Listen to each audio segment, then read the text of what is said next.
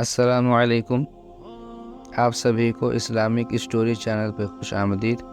آج کی موضوع ہے حضرت علی رضی اللہ تعالیٰ عنہ کی بہادری۔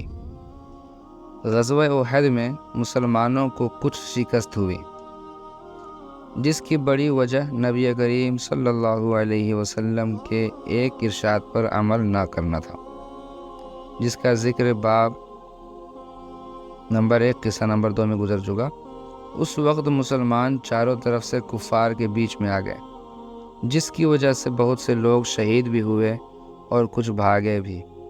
نبی اکرم صلی اللہ علیہ وسلم بھی کفار کے ایک جتھے کے بیچ میں آ گئے، اور کفار نے یہ مشہور کر دیا تھا کہ حضور صلی اللہ علیہ وسلم شہید ہو گئے۔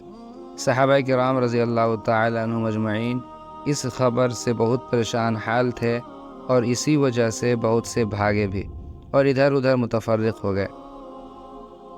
حضرت علی کرم اللہ وجہہ فرماتے ہیں کہ جب کفار نے مسلمانوں کو گھیر لیا اور حضور اقدس صلی اللہ علیہ وسلم میری نظر سے اوجھل ہو گئے، تو میں نے حضور صلی اللہ علیہ وسلم کو اول زندوں میں تلاش کیا، نہ پایا۔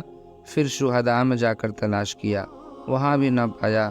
تو میں نے اپنے دل میں کہا کہ ایسا تو نہیں ہو سکتا کہ حضور صلی اللہ علیہ وسلم لڑائی سے بھاگ جائیں۔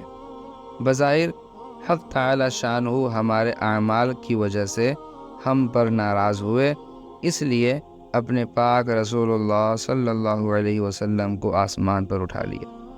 اس لیے اب اس سے بہتر کوئی صورت نہیں کہ میں بھی تلوار لے کر کافروں کے جتھے میں گھس جاؤں، یہاں تک کہ مارا جاؤں۔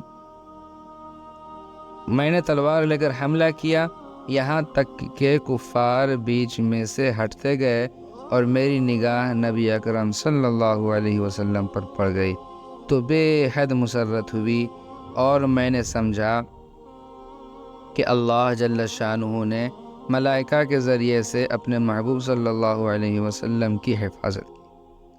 میں حضور صلی اللہ علیہ وسلم کے پاس جا کر کھڑا ہوا کہ ایک جماعت کفار کی حضور صلی اللہ علیہ وسلم پر حملہ کے لیے آئی۔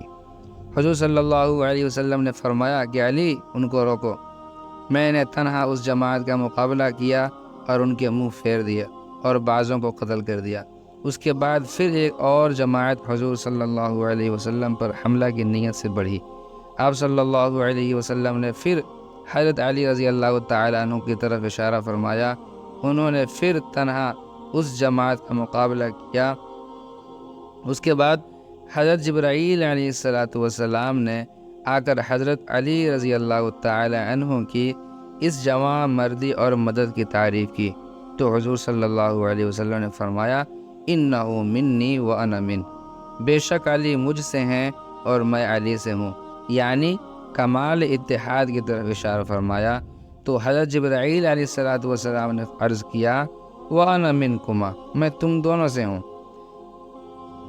ایک تنہا آدمی کا جماعت سے بھیڑ جانا اور نبی اکرم صلی اللہ علیہ وسلم کی مقدس ذات کو نہ پا کر مر جانے کی نیت سے کفار کے جم گھٹے میں گھس جانا، جہاں ایک طرف حضور صلی اللہ علیہ وسلم کے ساتھ سچی محبت اور عشق کا پتہ دیتا ہے، وہاں دوسری جانب کمال اور بہادری اور دلیری جرت کا بھی نقشہ ہے۔